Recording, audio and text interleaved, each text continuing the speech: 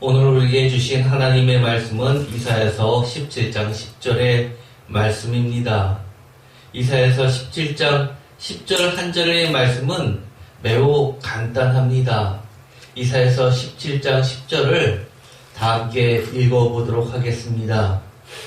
이는 내가 내 구원의 하나님을 잊어버리며 내 능력의 반석을 마음에 두지 아니한 까닭이라. 그러므로 내가 기뻐하는 나무를 심으며 이방의 나무까지도 이종하는도다. 아멘. 사실 이 말씀은 매우 독특한, 또 어떻게 보면 이상한 말씀이기도 합니다. 오늘의 제목을 다 함께 읽어보도록 하겠습니다. 이방의 나무가지를 이종하여 아름다운 자기 만족의 동산을 꾸미지 말라. 아멘. 사실 이 말씀이 왜 나왔는지를 우리가 1절을 보면 이해가 되지 않습니다. 이사야서 17장 1절입니다. 다 같이 읽겠습니다. 다메섹에 관한 경고라. 보라, 다메섹이 장차 성읍을 이루지 못하고 무너진 무더기가 될 것이라. 아멘. 어떻습니까? 이 다메섹에 대한 경고로서 이 17장 10절이 나왔다고 여러분은 생각하십니까? 사실 그렇게 연결되기는 쉽지 않습니다. 그런데 가만 보면 17장은 이렇게 되어 있습니다. 1절에 다메섹에 관한 경고라 라고 하면 17장 전체는 다메섹에 대한 경고, 즉 예언의 말씀으로 이해할 수 있습니다.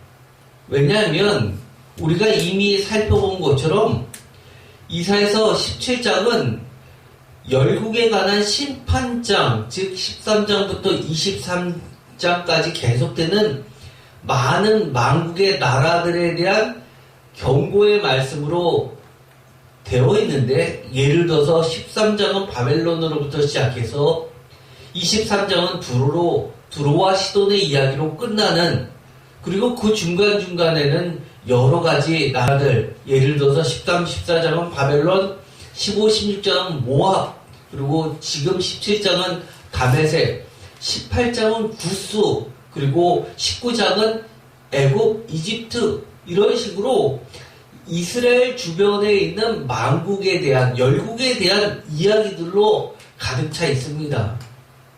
그런데 이 17장을 가만 보면 다메섹, 즉 아람의 수도이죠.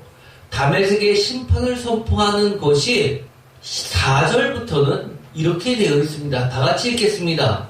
그날에 야곱의 영광이 새하고 그의 살찐 몸이 파리하리니 마치 추수한 자가 곡식을 거두어 가지고 그의 손으로 이삭을 뺀 것 같고 르바임 골짜기에서 이삭을 주운 것 같으리라 라고 되어 있어서, 갑자기 1절은 다메섹에 대한 경고이고 2절도 아로엘의 성읍들이요 라고 해서 다메섹에 대한, 아람에 대한 경고인데, 갑자기 3절에서 에브라임의 요새와 다메섹 나라와 아람에 남은 자가 멸절하여 라고 되어 있어서, 갑자기 4절 이후로 나오는 이 야곱과 1절에 있는 이 다메섹을 섞어놓은 것이 3절에 등장하는 듯 합니다.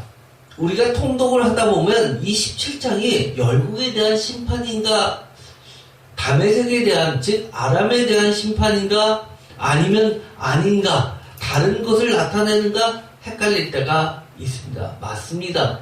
옳게 읽으셨습니다. 사실 이 17장은 다메섹, 즉 아람의 수도에 대한 심판을 선포하는 것이 이스라엘, 즉 남유다를 포함한 이스라엘 전체 12지파의 완성체로서의 구원과 맞물린 열국의 심판이 문맥 흐름상 적합해 보임에도 불구하고 이 17장은 다메섹, 즉 아람에 대한 심판뿐만 아니라 북이스라엘의 심판도 함께 등장한다는 점이 이상할 정도로 매우 특이하다고 할 수 있습니다. 사실 열국에 대한 심판이라는 것은 이스라엘 입장에서 봤을 때, 즉 남유다를 포함해서 12지파의 입장에서 봤을 때는 열국에 대한 12지파를 압박하는 열국에 대한 심판은 곧 12지파의 구원을 이야기하고 있기 때문입니다. 그런데 열국에 대한 심판 이야기가 아니라 엄격히 이야기해서 이 17장은 1절, 2절만 다메섹에 관련된 이야기고 3절은 섞여 있고 4절부터는 오히려 이 북이스라엘에 관련된 심판의 이야기처럼 들려지기 때문입니다. 왜 그럴까요?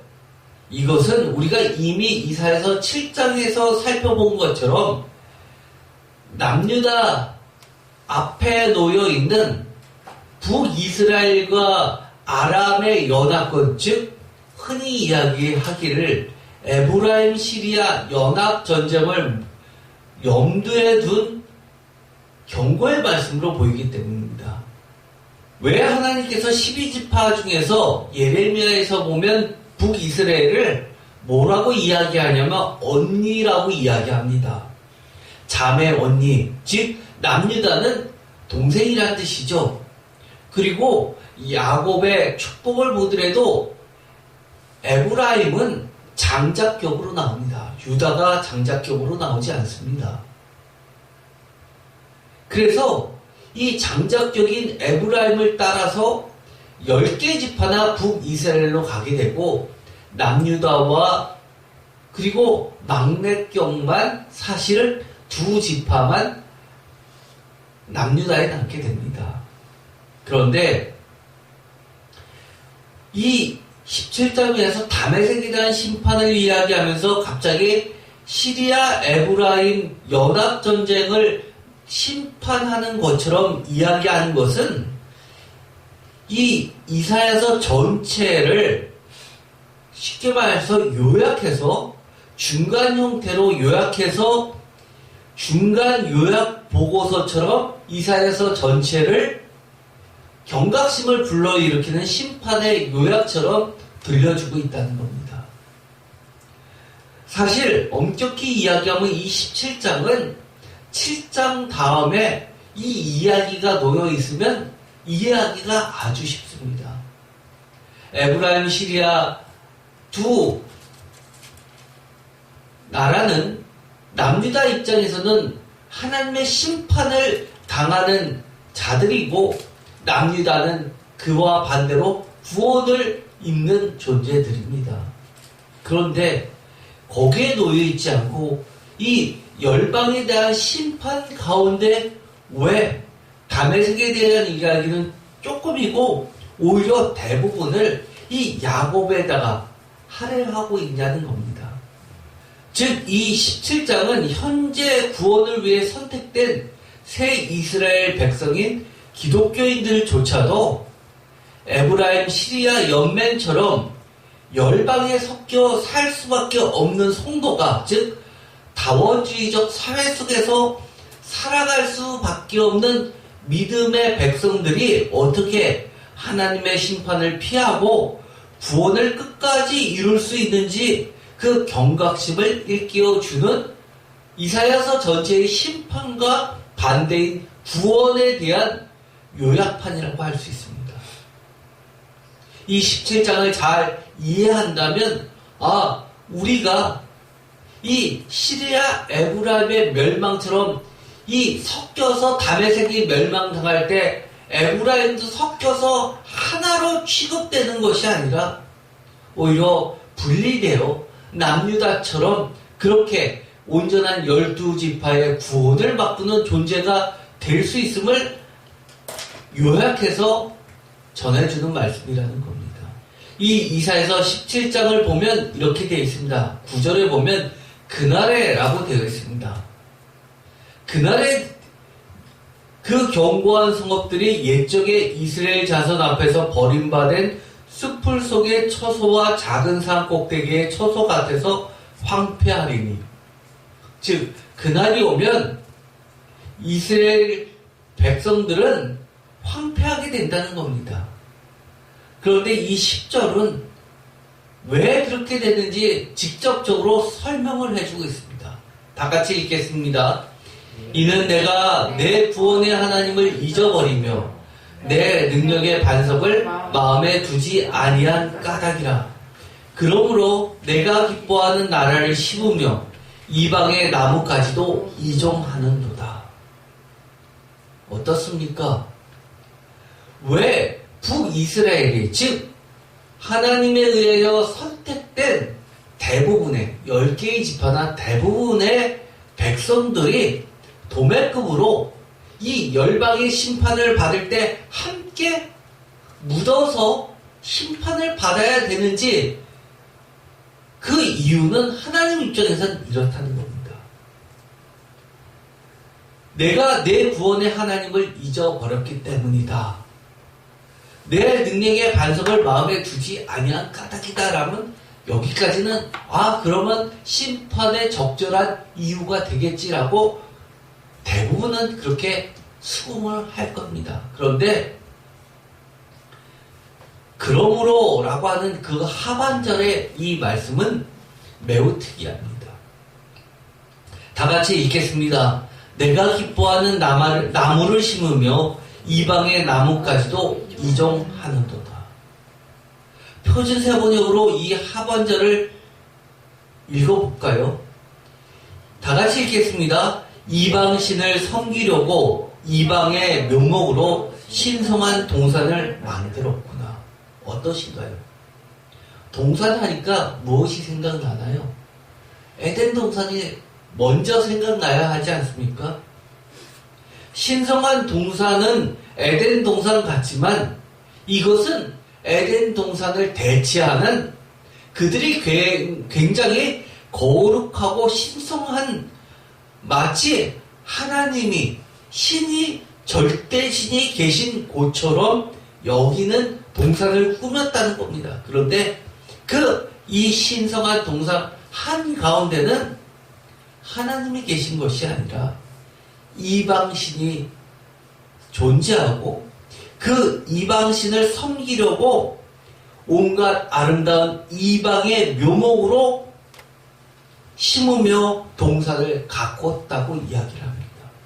내가 기뻐하는 나무를 심으며 이방의 나무까지도 이종하는 것 때문에 하나님께서는 이 에브라임, 북이스라엘을 선택했음에도 불구하고, 언니임에도 불구하고, 장자임에도 불구하고, 12지파의 무려 10개 지파임에도 불구하고 이처럼 심판할 수밖에 없는데, 심판의 대상이 누구 취급하고 있냐면 아람 취급한다는 겁니다. 완전히 선택과는 관계없는 아람 백성, 즉 꾸준히 이스라엘 백성을 괴롭혀 왔던 이 아람을 심판하시는 것처럼 똑같이 심판하신다는 겁니다.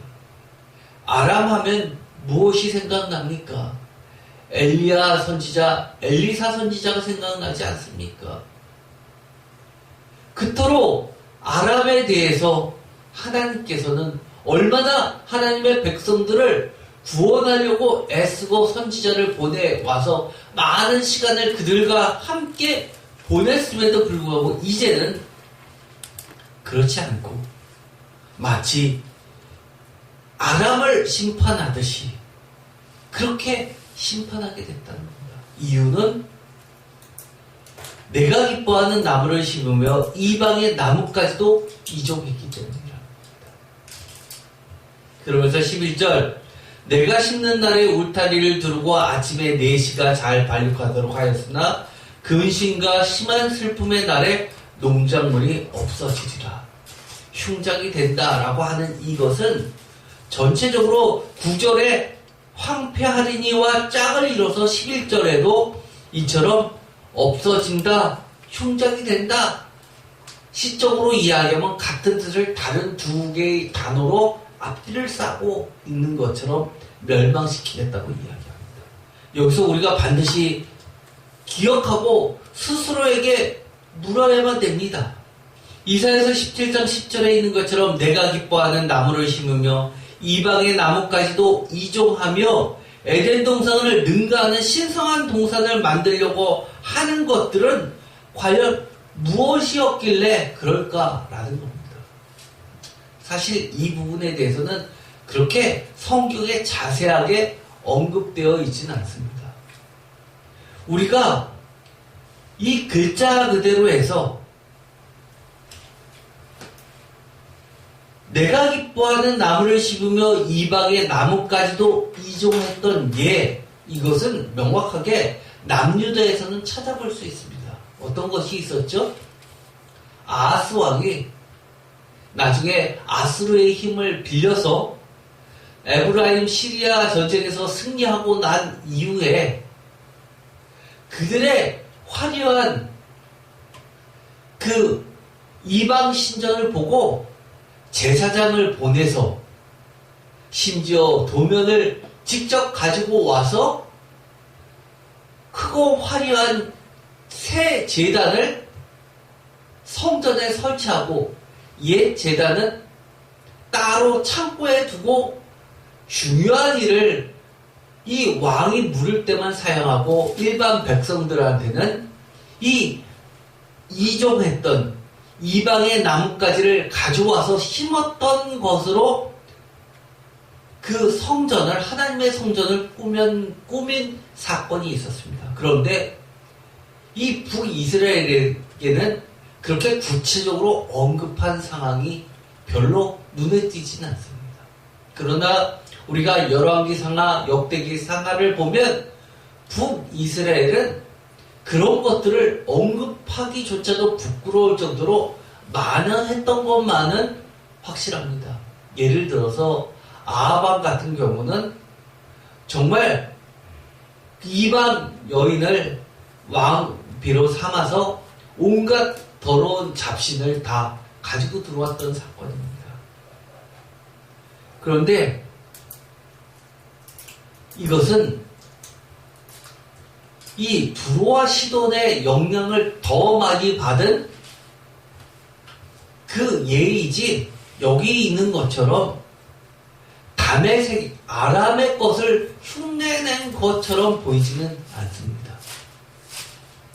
어쨌든 간에 우리가 명확하게 이것이 무엇이다라고 이야기할 수는 없지만 이 17장 전체를 꿰뚫고 있는 이 우울하고도 암울한 하나님의 목소리는 10절 상반절에 있는 것처럼 내 구원의 하나님을 잊어버린 죄, 내 능력의 반석을 마음에 두지 아니한 죄뿐만 아니라 오히려 그것보다도 내가 기뻐하는 나무를 심으며 이방의 나무까지도 이종해서 하나님의 아름다운 동산, 북이스라엘과 남유다를 포함한 이스라엘을 이방의 신성한 동산으로 꾸민 것으로 보여지게 됩니다.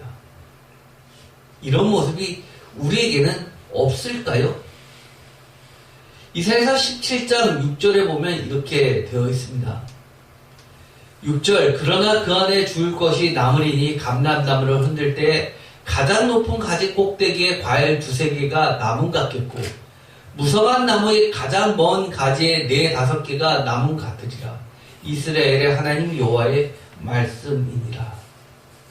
제가 어렸을 적에 보면 감나무가 아주 먹음직스럽게 익었는데 따지 않고 가지에 이렇게 있는 것들을 본 적이 있습니다. 주로 언제냐면 다 따고 저 높은 끝에 가지에 걸려있는 것들입니다. 그러면 그런 것들은 따먹더라도 걸리더라도 주인한테 혼나지 않습니다. 지나가는 어른들이 야단도 안 칩니다. 그런데 그거를 어린아이가 따먹을 수 있는 방법이 없습니다. 그래서 제가 어릴 적에 이 잠자리채를 길게 뽑아가지고 그것을 따려고 무지무지하게 애를 쓴 적이 있습니다. 그것과 안 되니까 친구의 잠자리채도 같이 해서 그 중간을 묶어서 그래서 겨우 한두 개를 땄는데 그것이 생각보다 너무 맛있었던 생각이 납니다. 왜 남았을까요? 손이 안 가니까 따고 싶어도 못 따게 남은 거 아닙니까? 그런 것들은 정말 매우 극히 적은 수를 나타냅니다. 거의 멸절을 이야기하죠. 그런데 여기서 중요한 것은 그 정도로 매우 희소하게 남았다는 것을 강조합니다. 하나님께서 남은 백성을 다시금 불러드릴 때 그 남은 자는 우리가 생각하는 것보다도 매우 극히 희소하다는 것을 이야기합니다. 주인이 보더라도 누가 보더라도 그것을 도둑질이라고 전혀 설이라고 생각하지 않을 정도로 그냥 웃고 지나갈 정도뿐이 안 되는 매우 극히 적은 수입니다. 썩어져 없어져도 상관이 없는 그런 수입니다. 저는 과거에 이 남은 자를 보면 이런 생각을 했습니다. 얼마나 그렇게 하나님께 받을 벌이 많으면 다 없어지고 그렇게 썩어 뭉그러져도 전혀 이상하지 않을 수만 남겨두실까? 얼마나 악하면 그럴까라는 생각을 했습니다. 그런데 요즘에는 그런 생각이 듭니다. 과연 누구를 남겨두실까? 만약에 하나님께서 지금 징벌을 내려셨을 때 나는 과연 그 남은 자 수에 포함될 수 있을까라는 생각을 갑자기 하게 됩니다. 여러분들은 하나님의 심판이 임하게 되면 이 새임교회에서 몇 분이나 남게 될까요?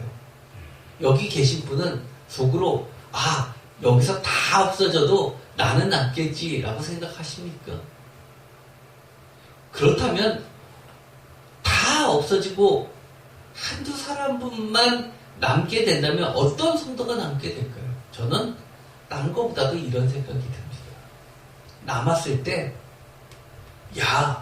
내가 정말 남을 만하니까 남았지라고 하는 성도는 안 남길 것 같습니다. 남게 되었을 때 하나님 앞에 정말 내가 남았는데 이것은 생존했는데 이것은 썩어 멸망해도 전혀 이상하지 않은데 하나님께서 은혜로 남겨주셨어 라고 생각 드는 사람은 남겨두실 것 같습니다. 남겨졌을 때 하나님의 은혜를 기억하고 그 전에 이야기한 것처럼 구원의 하나님을 잊어버리지 않을 그런 성도. 내 능력의 반석을 나의 능력이라고 전혀 생각하지 않으며 내 능력의 반석은 오직 하나님이라는 것을 마음에 늘 두고 있는 사람, 그 자는 남겨두실 것 같습니다. 그런데 세상에는 그런 사람이 그렇게 많지 않다는 겁니다. 심지어 내가 기뻐하는 나무를 심으며 이방의 나무까지도 이종하지 않는 자만 남기게 되는데 그런 자는 정말 찾아볼래야 찾아보기가 힘든 상황이라는 겁니다. 그런데 그렇게 적은 자가 남게 되면 7절을 이렇게 이야기합니다. 다 같이 읽겠습니다. 그날에 사람이 자기를 지으신 이를 바라보겠으며 그의 눈이 이스라엘의 거룩하신 이를 뵙겠고 8절 자기 손으로 만든 제단을 바라보지 아니하며 자기 손가락으로 지은 아세라나 태양상을 보지 아니할 것이다. 어떤 분들은 이 8절을 읽으면서 나는 아세라를 섬기지도 않았고 나는 태양상을 섬기지도 않았으니까 나는 남을 거야 라고 생각하시는 분도 계실 겁니다. 그러나 이 아세라나 태양상이라고 하는 것은 글자 그대로는 그야말로 아세라를 믿었던 고대 이스라엘인 태양성을 믿었던 고대 이스라엘 백성들, 즉 아세라는 주로 이 가나안 지방의 토착신이었고, 또 북이스라엘을 넘어서 아람 지방과 더 나가서 바벨론까지를 모두 다 고대 근동을 휩쓸었던 바알신을 포함한 바알의 부인 아세라의 푸녀신을 섬겼던, 또는 다산의 신을 섬겼던 그런 백성들입니다. 태양성은 어딘가요? 대표적으로 애굽의 신입니다. 그 당시 이스라엘 사람들에게 있어서 저 아람과 그 위에 바벨론이나 저 아래 애굽은 어떤 나라이었을까요? 그들이 섬겼던 신들은 어떤 신들이었을까요? 쉽게 말해요, 오늘날로 이야기하면 선진국들이 갖고 있는 가치들입니다. 이것을 다른 말로 표현하면 좌로나 우로나 치우치지 않는 겁니다. 신명기에서 뭐라고 했죠? 애굽을 떠나서 가나안으로 갈 때 좌로나 우로나 치우치지 말라고 했을 때 이 좌는 애굽을, 우는 저 가나안을 상징했습니다. 즉 오직 하나님이 말씀하시는 그 야훼 신앙만을 바라보는 백성들을 이야기합니다. 하나님이 아닌 그 모든 것은 자기 손으로 만든 우상들이라고, 자기 손가락으로 지은 가치들이라고 이야기합니다.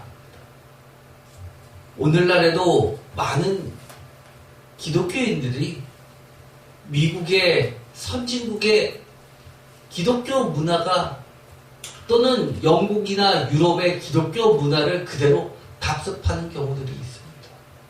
야훼 신앙이 아니라 다원주의적 사상에 들어가서 여러 가지 심리학이나 상담학의 그런 여러 가지 요소들이 기독교 안에 들어와서 펼쳐지고 있는 것들을 기독교의 한 모습으로 가장하여 신초하는 경우들이 많이 있습니다.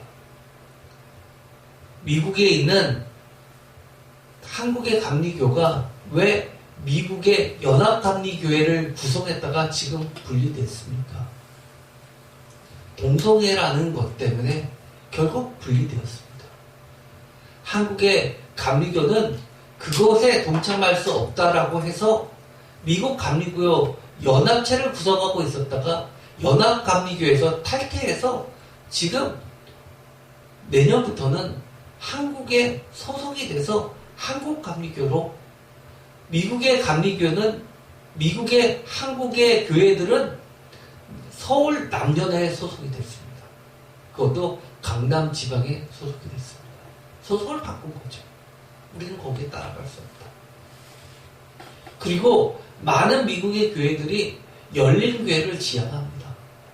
그래서 우리가 CCM이라고 아무런 비판 없이 들어왔던 유명한 그 밴드 같은 그런 유명한 CCM 그 밴드들이 거의 대부분의 예배를 차지하고, 메시지는 거의 영상으로만 처리하고 찬양부터 다 끝나는 예배가, 열린 예배를 주도하고 있습니다.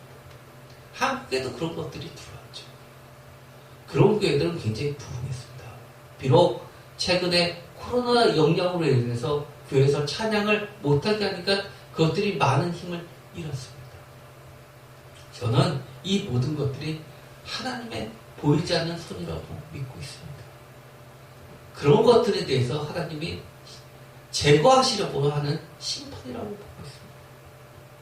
현재 구원을 위해 선택된 새 이스라엘 백성인 기독교인들조차도 에브라임 시리아 연맹처럼 열방, 즉 다원주의적 사회에 섞여 살 수밖에 없는 성도가 어떻게 하면 하나님의 심판을 피하고 구원을 끝까지 이룰 수 있을까라는 부분이 우리가 이사야서를 처음부터 끝까지 66장까지 읽어나갈 때 놓쳐서는 안 될 하나의 중간 요약표라고 하는 겁니다.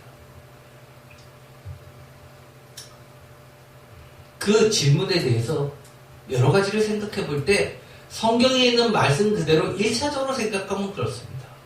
첫 번째 답변은 구원의 하나님을 한순간도 잊어버리지 않는 것입니다.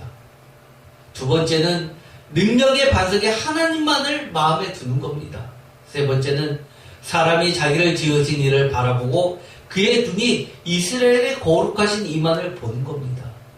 네 번째는 구원의 하나님이 아닌 것을 구원의 하나님처럼 바라보는 일체의 것들을 버리는 겁니다. 다섯 번째는 자기 손으로 만든 제단, 여섯 번째는 자기 손가락으로 지은 아세나 태양상을 모두 제하여 버리는 겁니다. 이것은 이미 이사야서 17장에 언급되어 있는 것들입니다. 다시 한번 볼까요? 이사야서 17장 10절입니다. 다 같이 읽겠습니다. 이는 내가 내 구원의 하나님을 잊어버리며 내 능력의 반석을 마음에 두지 아니하는 까닭이라.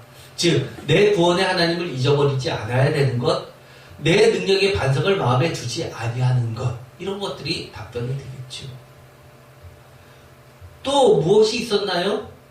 이미 우리가 살펴본 것처럼 7절 다 같이 읽겠습니다. 그날에 사람이 자기를 지으신 이를 바라보겠으며 그의 눈이 이스라엘의 거룩하신 이를 뵙고, 즉 사람이 자기를 지으신 이를 바라보는 것, 그의 눈이 이스라엘의 거룩하신 이를 보는 것. 8절 다 같이 읽겠습니다. 자기 손으로 만든 제단을 바라보지 아니하며 자기 손가락으로 지은 아세라나 태양상을 보지 아니하는 것.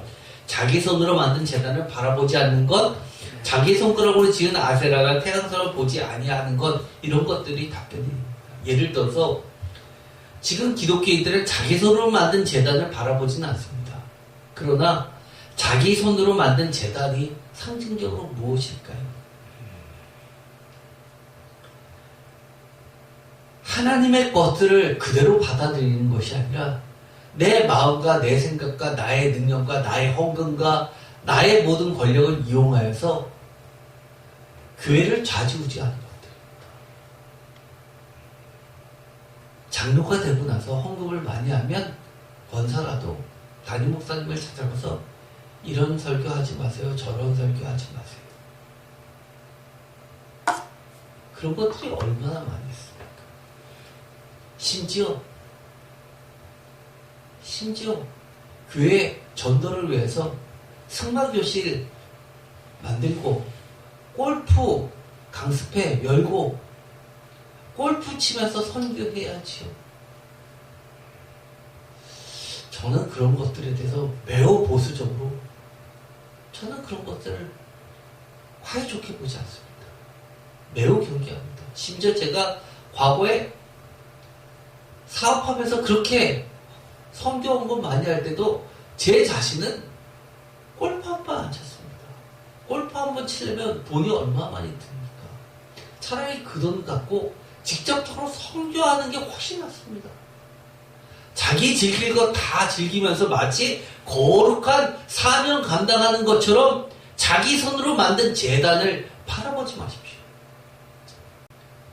거기에 제가 가장 우려하는 것이 있습니다. 마지막으로 이것이 굉장히 중요합니다.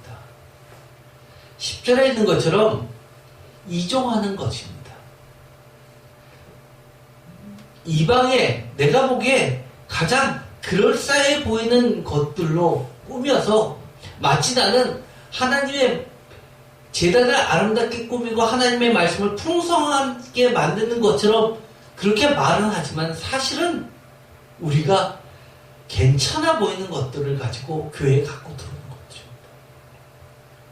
예를 들어서 말씀과 자신이 옳다고 인정하는 논리나 이론이나 세상의 다른 것들을 섞어서 하나님의 말씀을 혼잡하게 하는 것들입니다. 예를 들어서 대표적인 예들을 볼까요? 제가 이거는 여러 차례 이야기했죠. 믿음 대신에 긍정 마인드를 이종하는 겁니다. 그래서 무조건 하면 된다. 이것이 마치 믿음인 것처럼 포장합니다.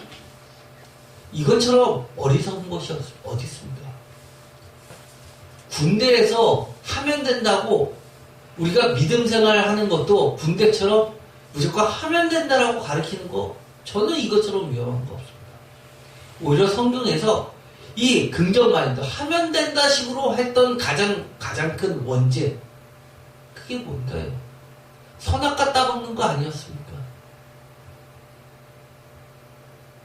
두 번째, 신앙의 여정을 마치 상담학이나 심리학에 있는 여러 가지 요소들을 가지고 와서 그것으로 포장하는 것들입니다. 예를 들어서 공감, 수용, 격려 등의 단계들로 이종시키는 겁니다. 특히 큐티할 때 이런 것들이 많이 적용되죠.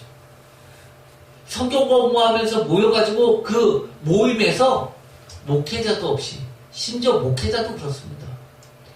목장이라는 사람이 맞아요 형제님 자매님 그래요 맞아요 그래요 하면서 공감해주고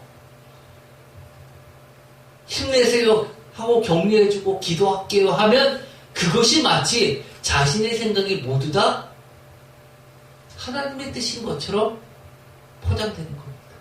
세 번째 또 뭐가 있을까요? 예를 들어서 가정과 국가 간의 충사랑 충성 그리고 효 이런 유교적 가치들을 기독교의 진리인 것처럼 이종하는 겁니다. 기독교에다 씹는 겁니다. 세상적 가치로는 괜찮죠. 그러나 그것이 기독교의 진리인 것처럼 이야기하면 안 됩니다.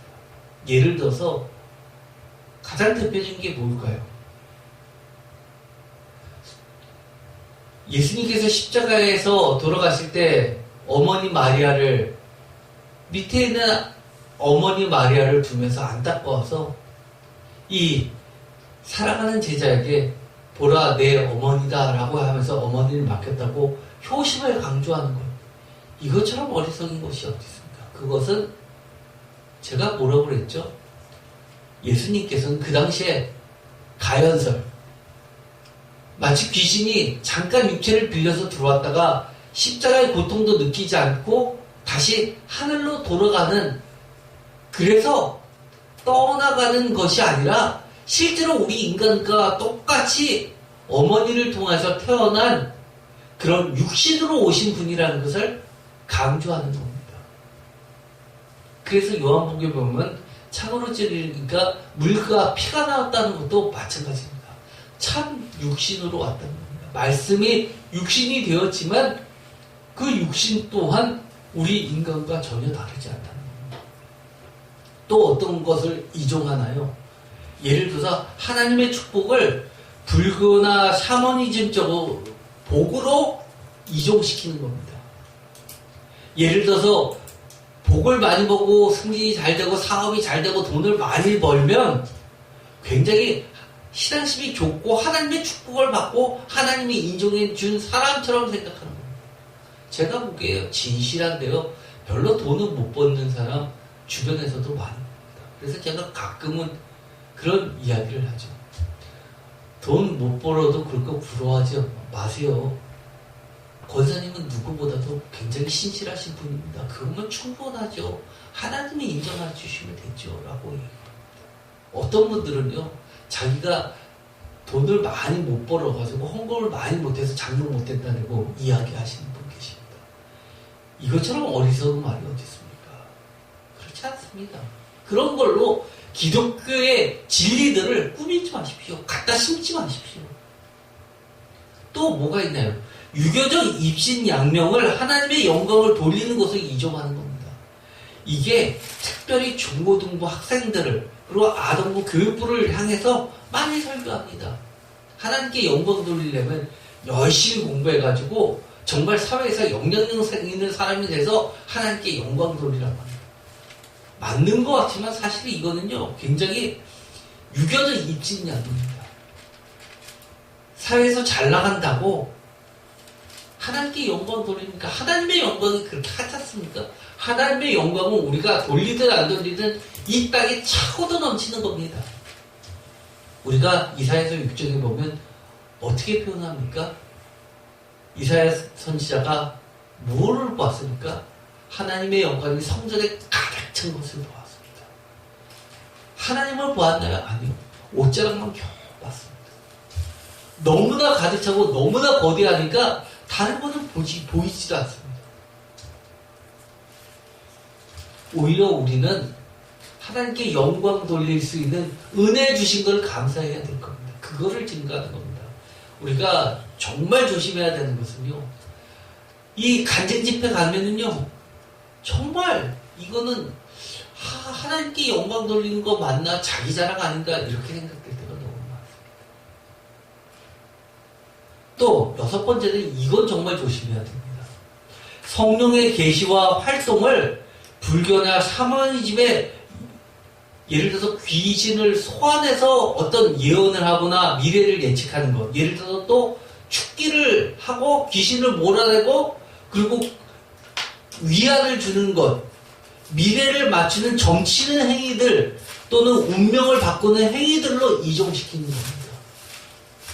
그래서 이런 경우 많죠. 어려운 일 당하면 목사님한테 기도 부탁해가지고 어떤 것이 맞는지 물어보라고 합니다. 그런 거 하지 마세요. 그런 거 하지 마세요.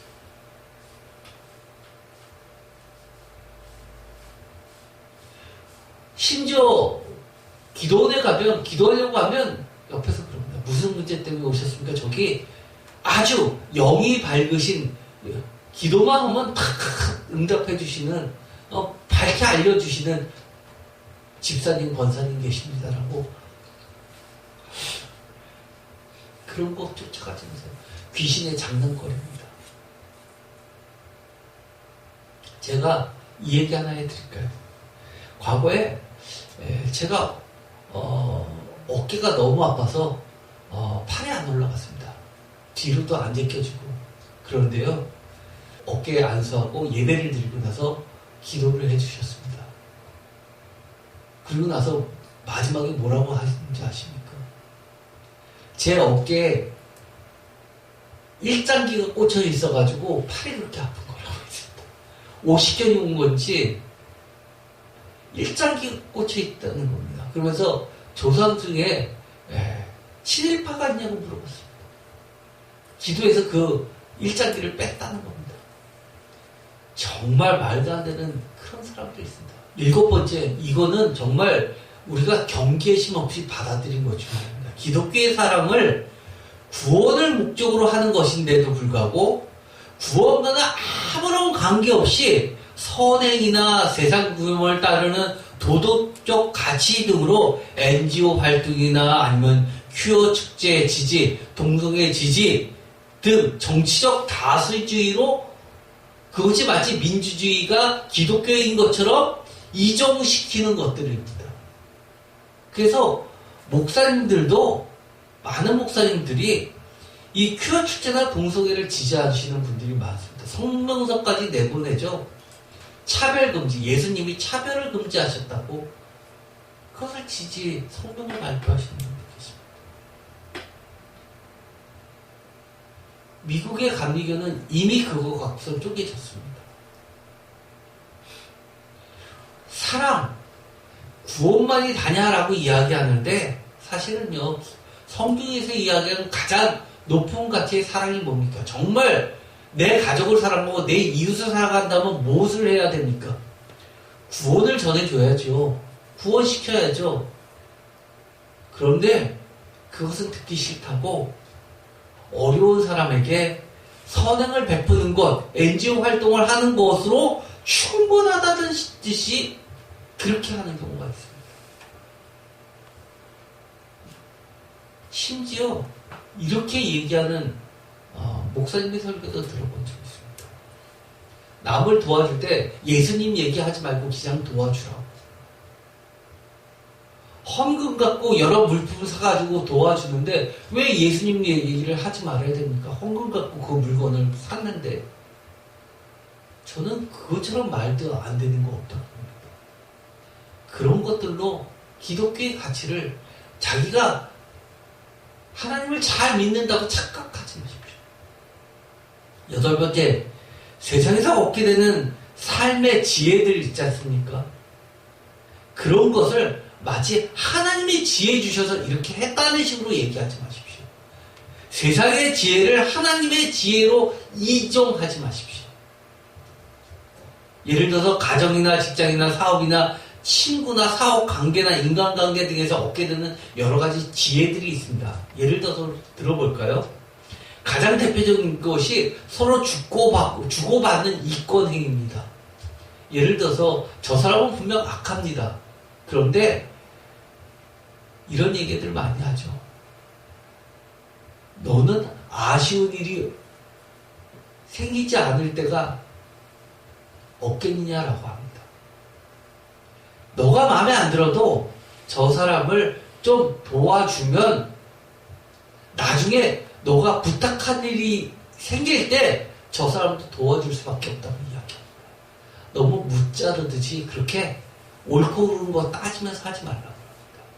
그래서 뇌물도 주고 요즘에는 후원이라는 말로 많이 바꾸죠. 적당히 잘못한 거 묻어주고 그거 갖고 트집 잡지 말고 편하게 해주면 나중에 그 사람의 덕을 반드시 보게 될 날이 있다고 합니다. 그게 하나님의 지혜입니까? 성경에서 뱀처럼 지혜로우라고 해서 그렇게 세상의 지혜를 따르는 것이 마치 하나님의 지혜인 것처럼 하나님의 말씀인 것처럼 이종하지 마십시오. 오늘의 말씀을 다시 한번 읽어볼까요? 너무나 하나님의 말씀은 분명합니다. 10절 다 같이 읽겠습니다. 이는 내가 내 구원의 하나님을 잊어버리며 내 능력의 반석을 마음에 두지 아니한 까닭이라. 그러므로 내가 기뻐하는 나무를 심으며 이방의 나뭇가지도 이종하는도다. 이방의 나뭇가지를 이종하는데 왜 이종합니까? 내가 기뻐하는 나무를 심기 때문입니다. 아, 저거 정말 그럴싸해. 정말 저거 있었으면 좋겠어. 나도 저거 갖고 싶어. 나한테 저게 꼭 필요해. 라고 하니까 이것저것 온갖 이론을 갖다 붙여서 타당성을 갖다 붙여서 그것을 정당화하는 거 아닙니까? 그러나 하나님은 뭐라고 하는 겁니까? 그것이 곧 내 구원의 하나님을 잊어버린 구체적인 행동이고 내 능력의 반석을 마음에 두지 아니했기 때문에 그렇게 넘어가는 거 아니냐고 반문하시는 겁니다. 정말 내 능력의 반석이 여호와께만 나온다면 굳이 이방의 나뭇가지도 이종하지 않아도 되는데도 불구하고 내 능력의 반석인 하나님만을 의지하기에는 시간이 너무 걸린다. 아니면 하나님은 이 삶에 관여하지 않는다라고 생각하고 아니면 하나님의 은혜가 나한테 미치지 못한다고 생각하니까 손쉽게 내가 기뻐하는 나무를 심고 싶어하는 것 아닙니까? 많은 학자들이 이렇게 이야기합니다. 오히려 17장 4절부터는 따로 떼어놔서 북이스라엘에 대한 심판의 경고다라고 한 장을 꾸몄으면 오히려 이야기 훨씬 쉬웠을 것으로 보이지만 이 17장은 그렇게 놓고서는 하나님의 본 뜻을 이해할 수 없다는 겁니다. 이 17장은 다음의 세계에 대한 경고라라고 하는 한 제목 아래서 다 함께 읽으라고 우리에게 이야기해 줍니다. 제가 전에 이야기했죠. 경고 이것이 무엇입니까? 표준세 번역은 이것을 예언의 말씀이라고 번역하고 있습니다. 또는 이것은 다마스쿠스를 두고 하신 엄한 경고의 말씀이다 라고 이야기합니다. 이 경고는 히브리어로는 마사입니다. 마사가 제가 전에 하박국서를 할 때도 이야기했습니다. 마사 뭐였죠? 원래 뜻은 짐입니다. 무거운 짐. 그런데 이것이 발전돼서 어떤 뜻으로 쓰이냐면 하나님이 선지자, 예언자에게 맡겨주신 무거운, 엄중한 신탁, 말씀이라는 겁니다. 예언이라는 겁니다. 그래서 우리가 예수님께서 하셨던 말씀이 있습니다. 마태복음에 보면 이해하기 어려운 말씀이 나오죠. 나에게 와서 뭐라고 그럽니까? 배우라고 하면서 내 말은 쉽고 가벼우니라고 이야기합니다. 내 멍에는 쉽고 가벼우니라고 이야기합니다. 거기서 멍에, 내 짐은 가볍다라고 얘기합니다. 그것은 다 뭐냐면 구약으로 치자면 히브리어로 마사를 염두에 둔 겁니다. 즉 하나님으로부터 아버지로부터 받은 나의 엄중한 말씀, 하나님에 대한 말씀의 계시, 이 예언의 말씀들은 너희들에게는 짐처럼 느껴지지만 이것은 무엇보다도 쉽고 가벼운 하나님의 명령이요 말씀이랍니다. 오늘 17장 우리가 기뻐하는 여러 가지 것들을 이종하지 말아야 되는 것, 어떤 사람에게는 매우 어려운 짐일 수 있습니다. 그러나 예수님의 말씀을 비밀리 믿자면 이것은 너무나 쉽고 가벼운 짐입니다. 예수님으로부터 배워야 되는 하나님의 오락을 신탁인 겁니다. 저는 감사한 것은 이곳에 계신 성도님들 모두가 사실은 이 여러 가지 그럴싸한 것을 가지고 하나님의 말씀을 이종하진 않습니다. 그래서 감사합니다. 그래서 저는 여기 모인 성도님들을 하나님께서 남은 자로 택해 주신 것이라고 저는 믿어 의심치 않습니다. 아세라상을 또는 태양상 좌로나 우로나 치우치지 아니하고 하나님의 말씀 그대로를 우리가 믿고 바라보면서 하나님의 말씀 가운데서 우리가 잘못 이해하기 쉬운 유교적 색채 빼고 불교적 샤머니즘 색채 다 빼고 요즘의 민주주의적 정치적 논리 다 빼고 하나님의 말씀을 그대로 우리가 받아들여서 아름다운 하나님의 동산을 꾸미는 우리 모두가 되었으면 좋겠습니다. 기도하고 마치겠습니다. 하나님, 우리는 자꾸 우리의 만족을 위해서 하나님의 말씀을 이렇게 저렇게 꾸미고 싶어하는 매우 악한 습성이 있습니다. 그럴 때마다 우리가 하나님만을 바라보고 우리의 구원의 반석을 굳게 믿으며 우리가 기뻐하는 여러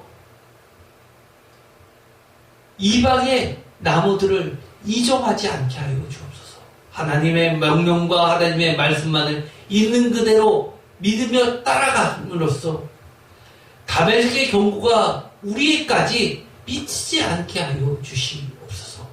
예수 그리스도의 이름으로 기도드립니다. 아멘.